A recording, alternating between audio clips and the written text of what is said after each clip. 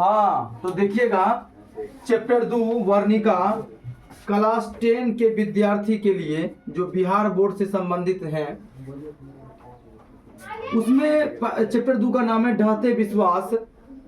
और उसके बाद कहना है कि लक्ष्मी कौन थी, उसकी पारिवारिक परिस्थिति का चित्र प्रस्तुत करें। तो भैया आप जानते हैं लक्ष्मी एक लेडी थी, उसके पति का नाम लक्ष्मण था, उसके एक छोटा बेटा और एक बड़ा बेटा और उसके 2 बच्चे थे। घर फूस का था, गरीबी की स्थिति बहुत खराब था। उनके ससुर जी हीराकुंड बांध बनाने के समय शहीद हो गए। उनके पति कलकत्ता में तहसीलदार का काम किया करते थे और किसी तरह उनका जीवन गुजर बसर चलता था। यही बात है, देखिए लिखा हुआ है।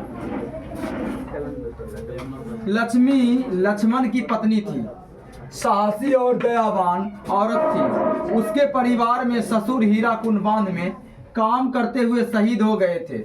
लक्ष्मण कलकत्ता में नौकरी करता था, इतना पैसा नहीं भेज पाता कि लक्ष्मी सामान की पूर्ति कर सके। इसके लिए वह तहसीलदार के यहाँ काम किया करती और परिवार चलाती। उसके घर फूस और कच्चा था, उसकी पारिवारिक स्थिति अच्छी नहीं थी, फिर भी मेहनत कर अपना गुजारा करती थी। That's all। इसको आप नोट कर लीजिए, अगले क्वेश्चन के लिए बिल्कुल तैयार हो जाइए बाबू।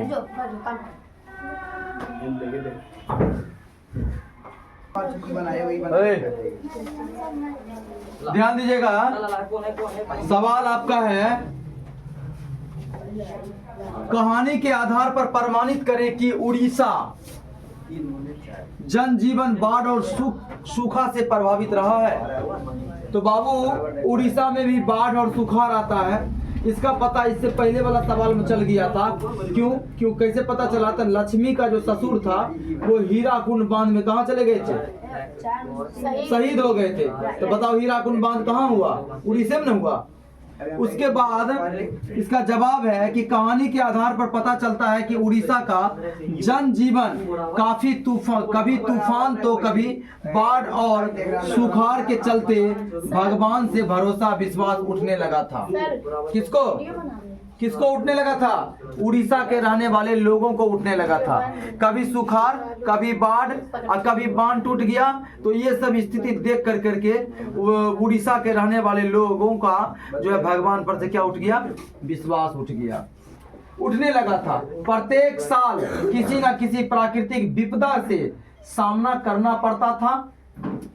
अब सोचो, हर एक साल, इस साल हमारे मान लो इस साल मेरा 5 गो बाल बच्चा है, 2 गो बाल बच्चा मर गया, फिर अगला साल आएगा तो फिर हम दिमाग में तो मेरा आटा रहेगा ना कि साले साल ये सब चीज आ रहा है, साले साल आदमी मर रहा है, दिक्कत नहीं होगा जी। पहले नदी में नहाने के लिए कितने लोग जाता था भाई? इतना जाता था कि तुम सोच भी नहीं सकते हो।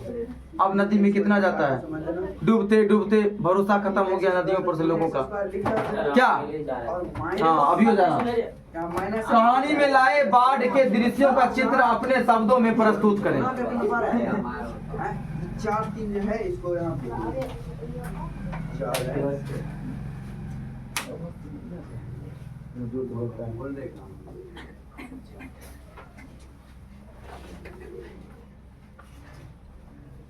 टेक्निकल प्रॉब्लम के कारण हम यहाँ पर से हट गए थे, ध्यान दीजिएगा।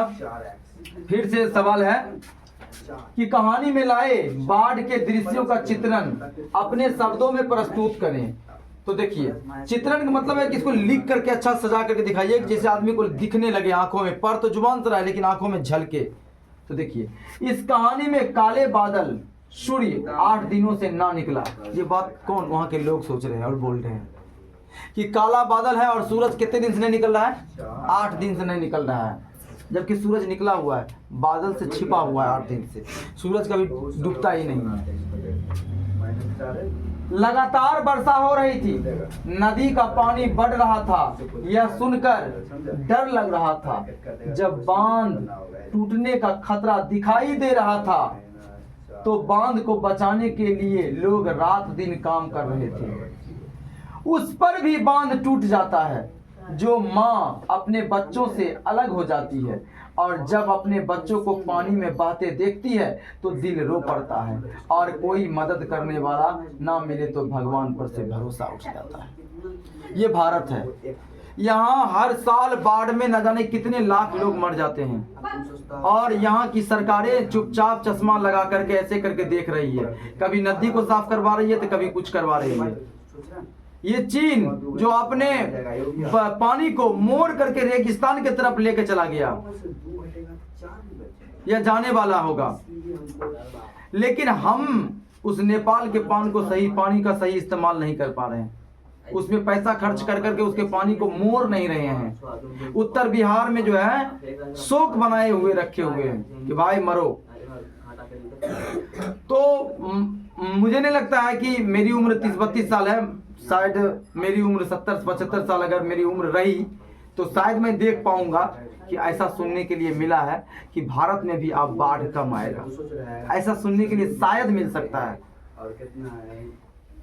ठीक है, तो आप जान लीजिए कि अब सोचिए कि जब कोई आदमी बांध को बना रहा हो और उस पर बांध टूट जाए और माँ किनारे होके देखती हो कि मेरा बेटा मरा और लाश की तरह पानी में तैर करके जा रहा है, तो तुम बताओ उस समय का जो मंजर होगा, मूवमेंट होगा, वो कितना दिल दहलाने वाला होगा।